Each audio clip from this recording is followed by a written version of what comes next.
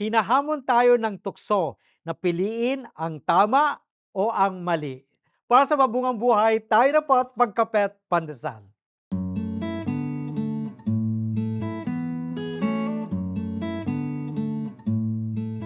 It's easy to feel the pull of a shortcut when we're faced with a tough choice. And Jesus' example shows us just how powerful it is to resist that temptation. We've all been there. Whether it's the temptation to plagiarize an essay for an easy A in grade or to lie to get out of trouble.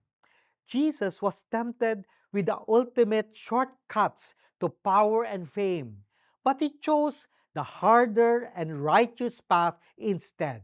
He reminds us that the easy way isn't always the right way. By drawing on our own values and convictions, we can stand our ground against peer pressure and the allure of those tempting shortcuts. His story teaches us that true fulfillment doesn't come from taking the easy way out, but from having the strength to follow what's right, even when it's hard. Kaya manalangin po tayo.